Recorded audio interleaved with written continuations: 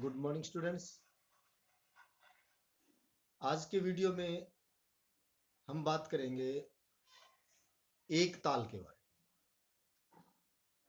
11th के syllabus के अनुसार हर वीडियो में बताता आ रहा हूं कि मात्राओं के आधार पे जिस ताल में जितनी जितनी मात्राएं हैं उनके आधार पे मैंने उनको सीरियल वाइज क्रमवार रखा हुआ है। 6 मात्राओं वाली ताल, 8 मात्राओं वाली ताल, 10 और 6 मात्राओं की ताल, 8 मात्राओं की ताल, और उसके बाद अपने आती है 12 मात्राओं की ताल, और फिर अगली ताल फिर 12 मात्राओं की, फिर बीच में 10 मात्राओं की शुद्ध ताल भी आती। इस तरह इनका क्रमवार बनाया हुआ है। तो आज जिस ताल की बात करेंगे वो है एक ताल।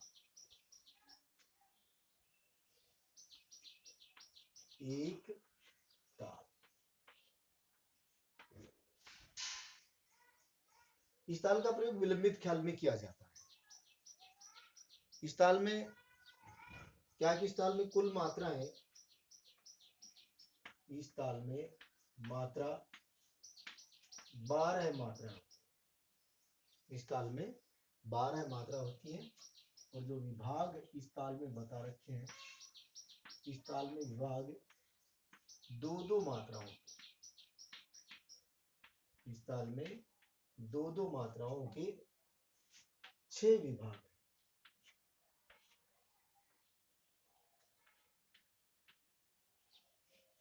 इस ताल में दो दो मात्राओं के 6 विभाग रखे हुए हैं।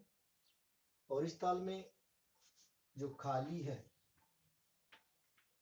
खाली जगह है, वह स्थान जहां पे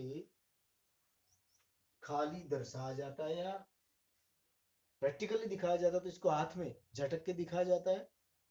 और वो स्थान इसमें तीसरी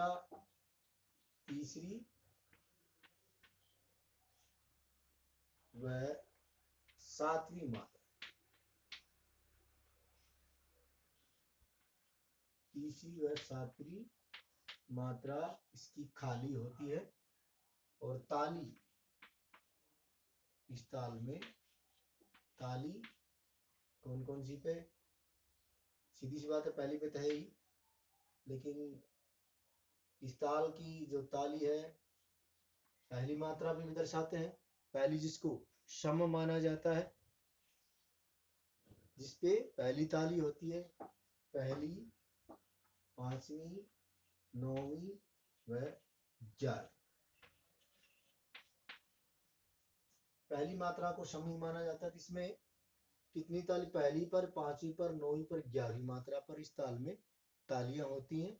इस पर पहली पे पहली ताली, पांचवी पे दूसरी ताली, नौवीं मात्रा पे तीसरी ताली और 11वीं मात्रा पे चौथी ताली मानी जाती है। फिर इस ताल का हम लिखते हैं परिचय। ताल परिचय,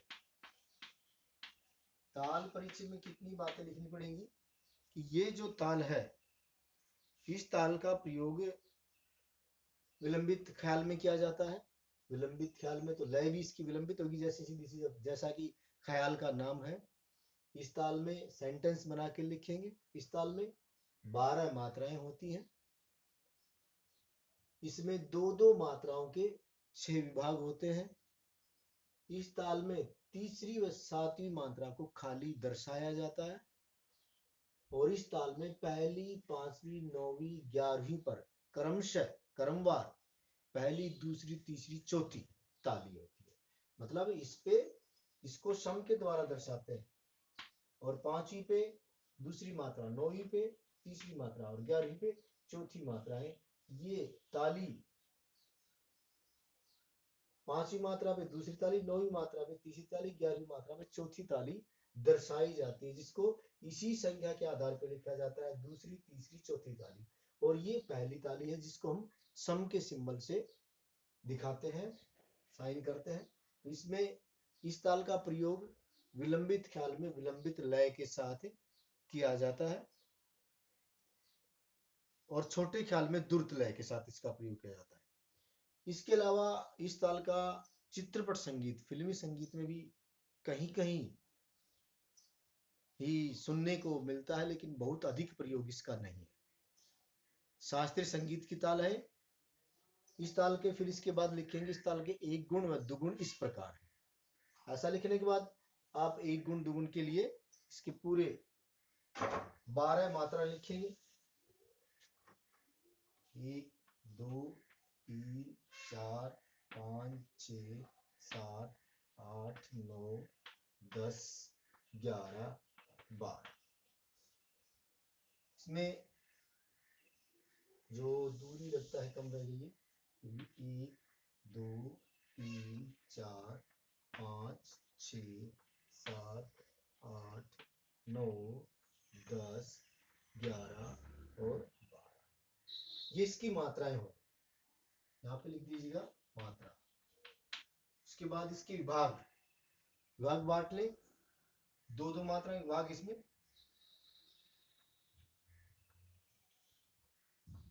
ये भाग, इसमें दो मात्राएं, इसमें दो मात्राएं, इसमें भी दो मात्राएं, इसमें भी दो मात्राएं और आखिरी भाग में भी दो मात्राएं। ये हमने पार्ट कर दिए। जो इसमें मात्राएं थी 12 मात्राएं, 12 मात्राओं का अलग अलग विभाग बना दिए गए। पहला विभाग, दूसरा विभाग, तीसरा विभाग, चौथा विभाग, पांचवा विभाग, छठा विभाग। अर्थात इस ताल में कितने पार्ट्स हो गए, कितने भाग बन जाते हैं, ये भी हमें पता होना चाहिए। इसमें पहला भाग, दूसरा भाग, ये तीसरा पार्ट, ये चौथा पार्ट और ये पांचवा पार्ट और ये छठा पार्ट। 6 के 6 पार्ट्स होते हैं। इसमें 6 भाग हो गए इस ताल के। प्रत्येक भाग की अलग अलग शुरुआत की मात्राएं हैं। इसमें इसके बोल जो आते हैं वो क्या है, यहाँ पे लिखे जाएंगे बोल। बोल है इसके धिन धिन, ऊपर बिंदु, धिन धिन धिन धिन। उसके बाद यहाँ पे तीसरी मात्रा पे आएगा धागे, धिन धिन धागे। इकट्ठा लिखना पड़ेगा दोनों के एक साथ, धागे। ये के और ये नीचे मात्रा का चिन्ह दिखाते हैं ताकि इसमें जितना एक मात्रा में समय लगा उतना इन दोनों शब्दों को बोलने में समय, धागे समय लगता है। त्रिकिट, धागे त्रिकिट, धिन धिन धागे त्रिकिट, तू ना और कै लिखते हैं। और ये कत्ता, इसमें आधा तय साथ में होता है। बोले क्या जाएंगे, धिन धिन धागे त्रिकट तू ना कत्ता। फिर ये जो सेकंड पार्ट था इस ताल का वो ऐसे उठा के रख देंगे, धागे त्रिकिट। इसमें क्या लिखेंगे, धागे और त्रिकिट, धागे त्रिकिट और साथ में मात्रा। और लास्ट का पॉइंट बोला जाएगा धीना। इसमें ध्यान रहे कि छोटी मात्रा प्रयोग की जाती है कि बोला क्या जाएगा, धिन धिन धागे त्रिकट तू ना कत्ता, धागे त्रिकट धीना। इसमें धागे त्रिकट को जो पांचवा विभाग है उसमें दोबारा प्रयोग किया गया है 9वीं और 10वीं मात्रा के लिए। वही बात है पहले वाली। इस ताल में 6 पार्ट्स हो गए, 6 भाग हो गए इस ताल के। तो जहां भाग होता है, अब पहला भाग है पहली मात्रा से शुरू, इसलिए इसके नीचे, इस पहली मात्रा के नीचे चिन्ह आएगा जरूर। क्या चिन्ह आएगा, वो पहले पता है कि पहली मात्रा को सम के द्वारा दर्शाया। अब बात आती है दूसरा विभाग। दूसरा विभाग तीसरी मात्रा से शुरू है, इसलिए यहाँ पे क्या आएगा, इसमें जाएंगे खाली क्या दिखा रखा है, तीसरी और सातवीं मात्रा। तो ये तीसरी और सातवीं मात्रा खाली 0 से दर्शाया जाएगा। उसके बाद आती है पांचवी मात्रा। पांचवी मात्रा क्या बता हमने, दूसरी ताली होती है, इसलिए पांचवी मात्रा पे 2 लिखेंगे दूसरी ताली के लिए। पहली ताली ये हो गई जिसको x के द्वारा लिखा जाता है, ये पहली ताली है। तीसरी मात्रा खाली होने के कारण पांचवी मात्रा पे 2 लिखा जाएगा, ये दूसरी ताली हो गई। सातवीं मात्रा पे हमने यहाँ क्या लिखा, तीसरी और सातवीं मात्रा खाली है, इसलिए सातवीं मात्रा को खाली दर्शाया जाएगा। और फिर नौवीं मात्रा पे, नौवीं मात्रा में हमने यहाँ बताया कि नौवीं मात्रा पे तीसरी ताली है, तो यहाँ पे 3 लिखा जाएगा। और 11वीं मात्रा पे चौथी ताली, इसलिए यहाँ पे 4 लिखा जाएगा। ये डिजिट अपने को लिखने पड़ते हैं जो इस ताल की ताली को दर्शाते हैं। फिर इसके बाद आप इस ताल को यहाँ पे ऐसे क्लोज कर दीजिए। बंद कर दें, ताकि इसका जो बनाया हुआ स्ट्रक्चर हमें थोड़ा अच्छा दिखाई दे। ये ताल का पैटर्न होता है, इस तरह इसको लिखना पड़ता है। इसको बोला जाता है एक गुण। आप इसको, ये मैं हर वीडियो में बता रहा हूँ, इसको क्या कहते हैं, एक गुण कहलाती है। एक गुण भी कहते हैं इसको, इसको ठा भी कहते हैं और इसको ठेका भी कहते हैं। ठेका क्या होता है, सभी बोलों को एक बार साथ में बोलना ठेका कहलाता है। जैसे पूछा जाए कि एक ताल का ठेका सुनाओ, तो क्या बोला जाएगा उसमें, दिन दिन धागे त्रिकट तू ना करता, धागे त्रिकट धिन्ना, ये इस ताल का ठेका होगा। फिर इसमें पूछा जाए इस ताल में कितने विभाग होते हैं, इस ताल में 12 मात्राएं होने के कारण दो दो मात्राओं के 6 भाग होते हैं। 6 भागों में इस ताल को बांटा गया है। और इस ताल में खाली ताली कहाँ होती है, इस ताल में खाली तीसरी और सातवीं मात्रा खाली दर्शाई जाती है। और पहली मात्रा पे सम है ही, सभी को कॉमन सेंस की बात है कि प्रत्येक ताल की पहली मात्रा को सम माना गया है। और सम के लिए एक ना लिख करके अपने इंग्लिश का एक्स लिखा जाता है, अल्फाबेट का। उसके बाद पांचवी मात्रा पे दूसरी ताली, नौवीं मात्रा पे तीसरी ताली, 11वीं मात्रा पे चौथी ताली। ये होगा इस ताल का एक गुण।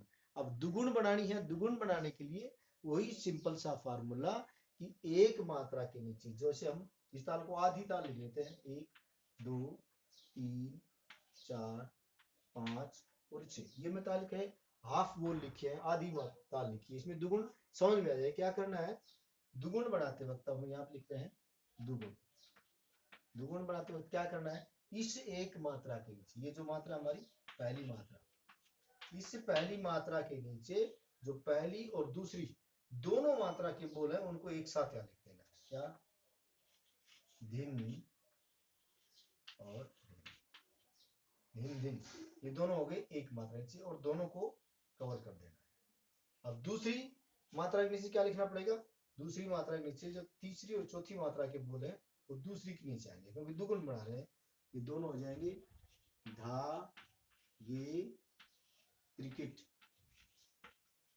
धागे त्रिकेट, साथ में ये इनके कवर, और फिर बाद में ये हमारा दुगुण का सिंबल। ऐसा ना हो कि आप ये ना लगा कर सिर्फ सिंगल ये लगा दे, नहीं, जो ये दोनों इनको एज लिख करके इनको डबल करना है।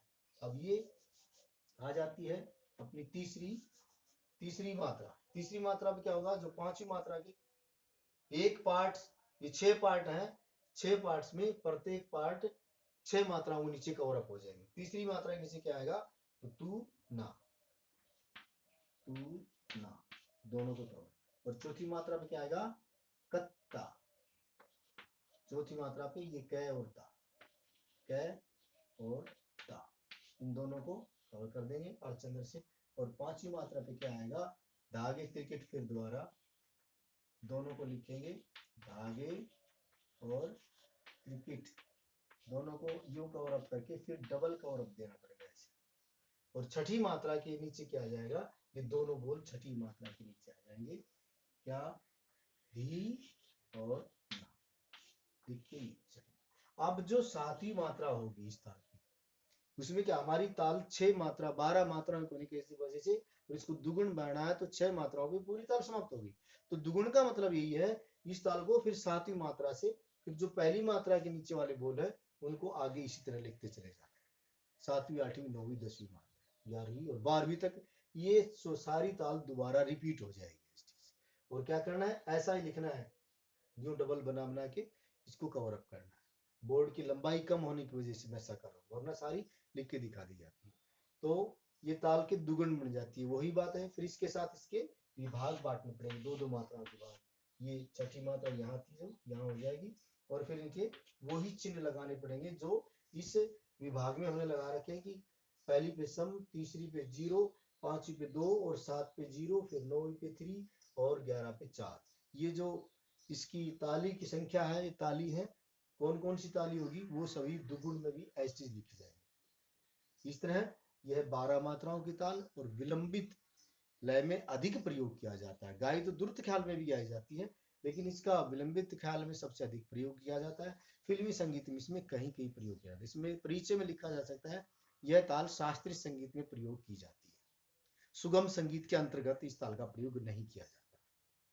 ये आज की ताल हो गई एक ताल, जिस ताल में 12 मात्राएं, दो दो मात्राओं के हिसाब से 6 विभाग, और इसमें खाली तीसरी सातवीं मात्रा खाली होती है। पहली, पांचवी, नौवीं, 11वीं मात्रा पर इस पे पहली, दूसरी, तीसरी, चौथी ताली होती है। इसमें 4 तालियां बजाई जाती हैं इस ताल में।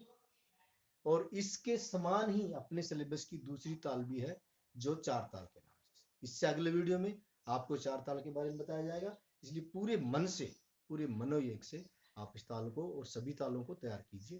धन्यवाद।